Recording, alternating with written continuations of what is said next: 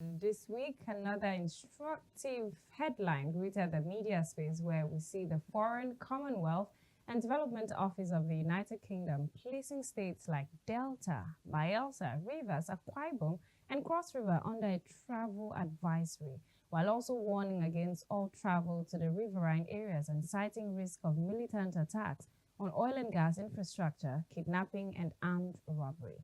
For communities here, the and considering the weight this warning message might carry, coming from a foreign government, it is considered to have a ripple effect on investment, jobs, security perceptions, and how governance is coordinated.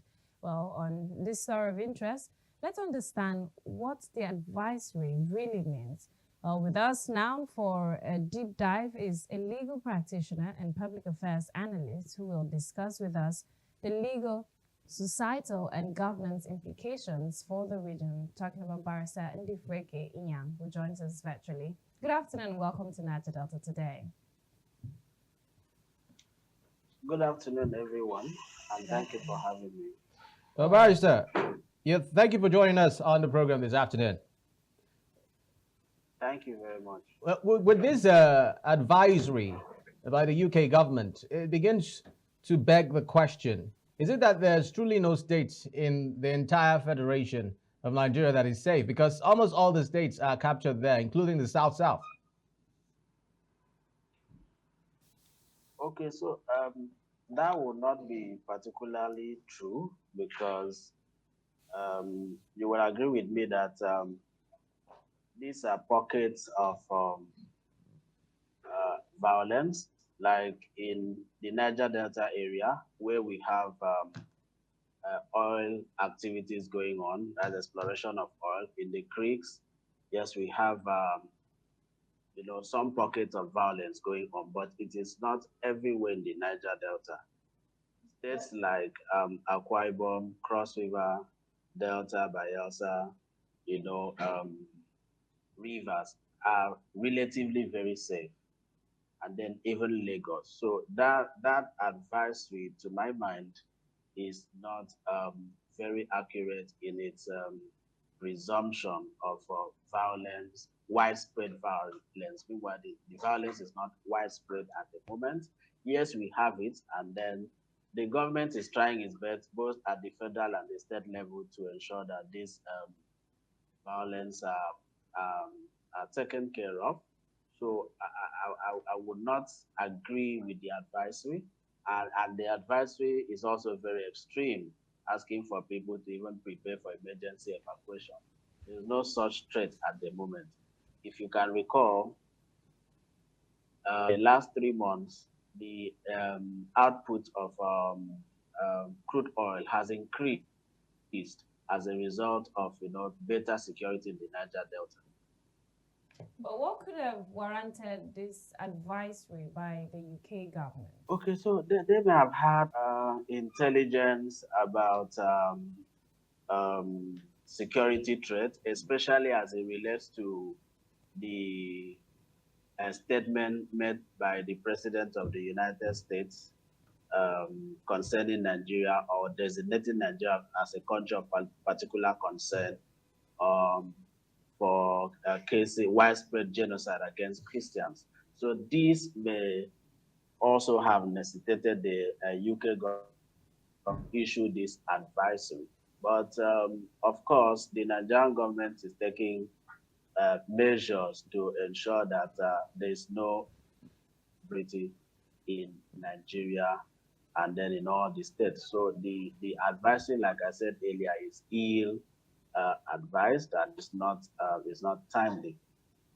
All right, Barrister Yang. Well, when a foreign government places the region under travel warning, it sends a signal about both security and governance issues. What do you think should be the legal and civic consequences of this, especially as to how it affects the communities in the Niger Delta region? So the consequences is that with this advisory, um, most economic activities will start nosediving because people are going to be afraid that their lives are not safe, and then other activities will slow down in the regions affected because of the fear that anything can happen. So it has a whole lot of multifaceted implication both to our security and then economic wise. So it behoves on the Nigerian state to ensure that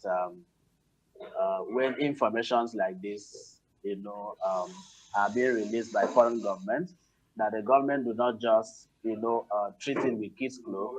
Rather, the government should also look at it and see if there is any form of credibility as regards to the advisory.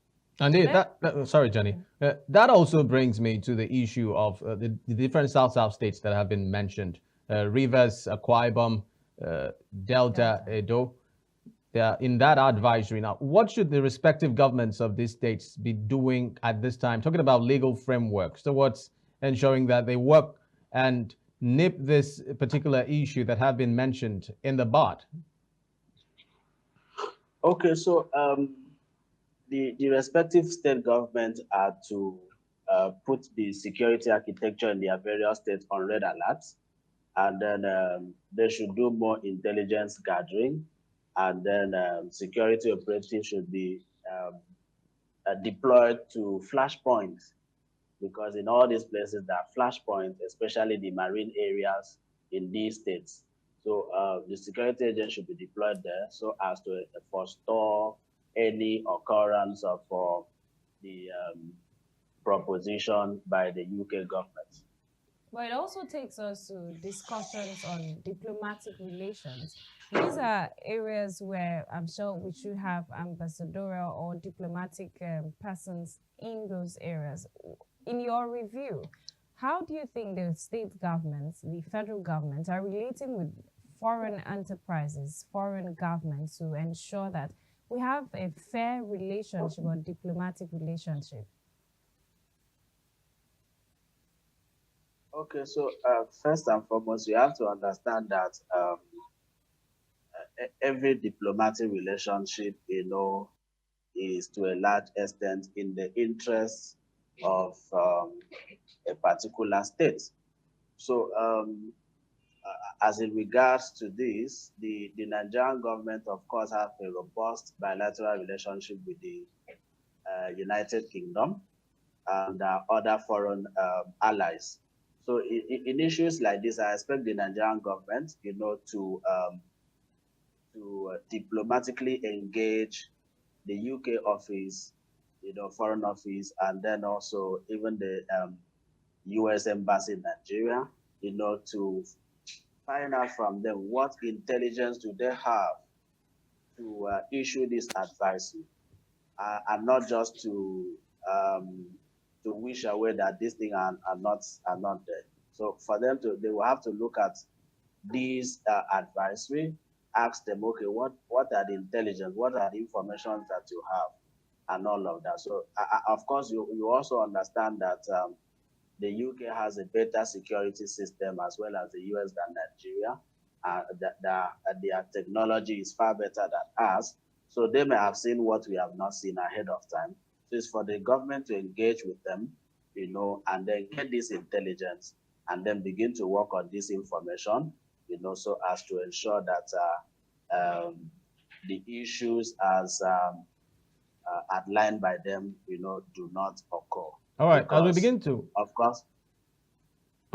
Okay, as we begin to wind down the conversation, Barrister, well, there have been allegations that the federal government, the Nigerian government, do ignore some intelligence that come to it, which of course get fatal.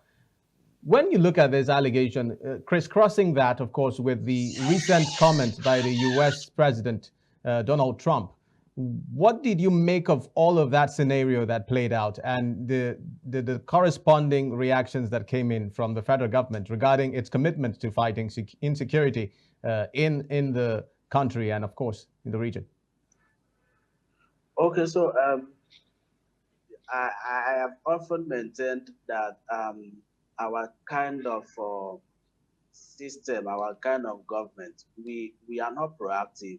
We are always, we have this knee-jerk reaction to issues. we do not prepare ahead of time. So the issue, as highlighted by the President of the United States of America, is something that is an existential threat in Nigeria. It's a serious security concern.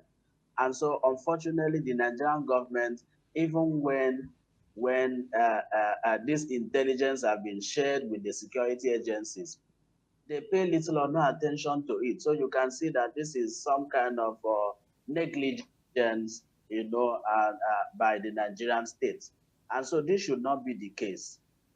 We must not wait until a foreign government, begin to put us on our toes before we begin to work. It's an embarrassment to Nigeria as a sovereign nation. We should, put our house in order and then work, and not having to wait for a foreign government, to be pushing us to do what we are supposed to do. Of course, we all know that the primary duty of government is the security of lives and properties of citizens. So if you fail in your primary duty as a government, then there's nothing left of the government again. So the Nigerian government going forward, should not treat issues like this, with kids' gloves. One life that is lost is very, very important. And so we should look at life from that angle. We should not look at it, yes, it is only one person that died, or it is only two persons that. No, every Nigerian life matters. And so the security of this life should be the utmost priority of government, both at the federal, the state, and the local government. So when this intelligence are being, released or intercepted, the government should look at it, should, investigate it to be sure if there is any form of credibility. If there's any form of credibility, the government should act on it. It is better, like they say, that prevention is better than cure.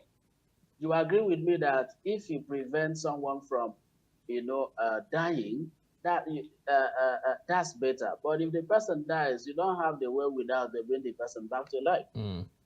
All right. Well, thank you very much. And the state has that control. They have the power. All right, sir. You wanted to land. You can land in a few seconds. Okay. So I said that the state has the power to, ensure that this does not happen in ab initio. And so the state should get this done, because it is the primary responsibility of government in the social contract. And where this primary responsibility is not carried out to the letter, that means the Nigerian citizens, have been failed. Thank you very much, Barrister Ndifreke Inyang. Nigeria never happened to you. We appreciate your time on the program. Thank you for speaking to us. Thank you, Barrister. Thank you very much for having me.